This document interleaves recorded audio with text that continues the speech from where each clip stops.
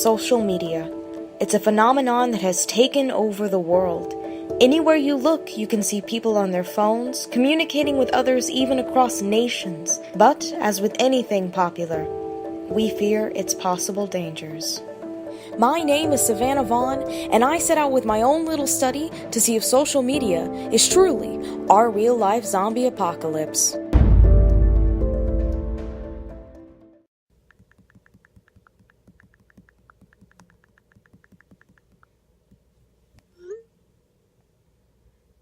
Communication through computer technology has been around since the 70s, but the internet as we know it, the World Wide Web as you could say, has only existed since 1991. My brother is older than the internet. Well, he's just kind of old in general, but you know. The internet and social media are still fairly young. Despite that, however, it has grown exponentially. Almost like a plague, some would argue, brainwashing us and forcing our heads down instead of up. People fear we are losing our ability to communicate verbally with each other, to hold deep and meaningful personal relationships and pick up on social cues. Writers like Thomas White from the Huffington Post claim that we hide behind masks and shields of made-up lives and lies, that we have our noses buried so deep in our screens that we are becoming sucked into a virtual reality and losing track of our own real reality. Now, I was going to have Mr. White here to speak for himself with an interview, but, well, he wouldn't pick up his phone, no matter how many times I called. So instead, I'm just going to leave a link to his article right down here. You're welcome, Mr. White. No need to thank me. Just remember to pick up your phone next time. What was that? Oh, shoot. It's White. It's White. We gotta go. How did he find you? I don't know.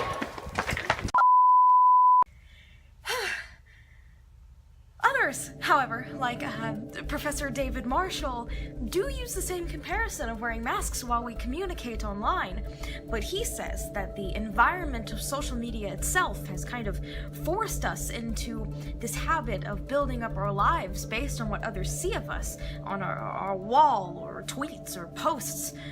It's not necessarily a bad thing, just like how it's not really a bad thing that we act differently based on who we're with. I mean, we're not the same person we are with our friends than we are with our family. It's the same thing.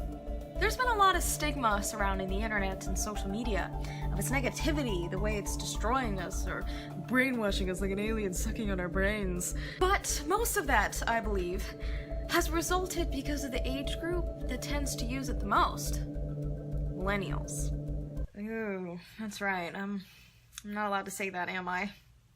Look, we're not retaking that. We've already been through two. No, just bleep it out. Just bleep the word out. Bleep it out.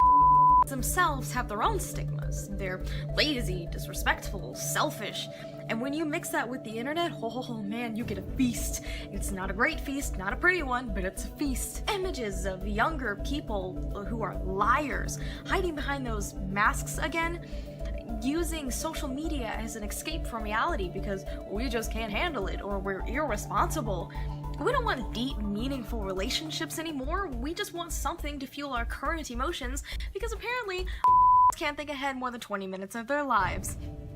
That's a whole different discussion. I'm not going to get into that.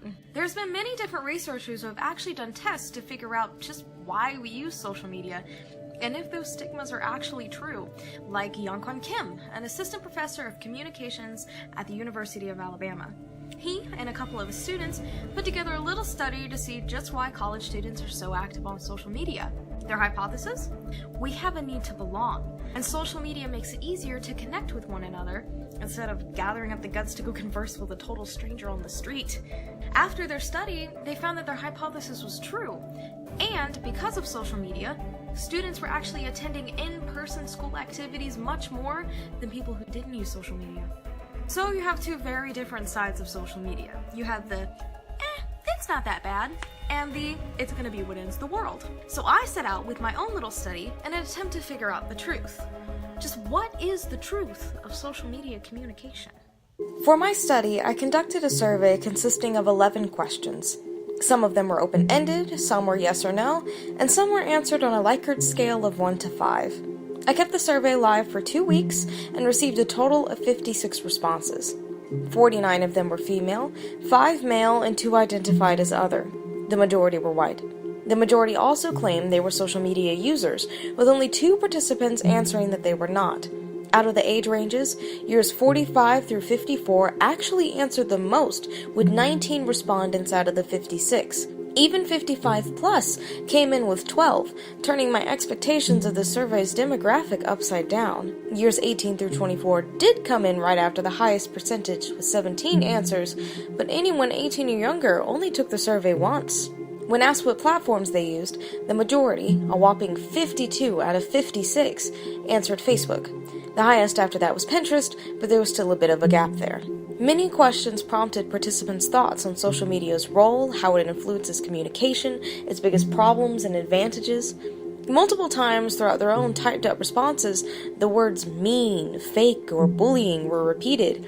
There were also many concerns of lacking face-to-face communication. From the more positive answers, however, connection to friends and family and long-distance availability were brought up the most. Despite the flack, though, when participants were asked if they believed social media encouraged or hindered our communication, with encourage at 1 and hinder at 5, only 8 people actually committed to a 5.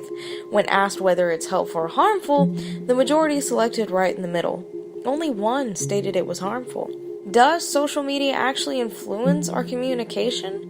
Every single one of my respondents seemed to think so. They were then asked if they believed relationships were better before social media's existence, and 82.1%, or 46 people, claimed that they believed they were. When asked if they thought society would benefit from not having it, though, I was shocked to see 66.1%, or 37 respondents, say that it wouldn't. It seems that when asked about social media's problems, people collectively chose its very obvious persistent issues, yet they don't really seem to mind it all much in general. All in all, I received some pretty interesting responses. I'd expected the younger generation to be the majority of my survey takers, yet I received more responses from the older generation. And yes, I did get a lot of negative replies, as I expected, focusing more on the cruel way that social media can influence our communication. But if you look at the tallies, the more positive responses, like the convenience of long-distance communication or connecting with friends and family, just the ease of social media itself, they kind of balance each other out. Now, of course, my results aren't the end-all be-all. Considering the small scale of my survey and even smaller scale of my participants, I was very limited and unfortunate enough to only receive 2 answers from people who were not active social media users, which is like, dang, that really biased my answers. So I wasn't able to exactly find the truth of social media communication, whether it's truly damaging us or not. But I feel like I got just a little bit closer. And with this information that I was able to gather, who knows? Maybe we're all getting just a little bit closer to figuring out whether we need to get our friends and family on social media, or if we need to start boarding up our windows against that oncoming zombie apocalypse.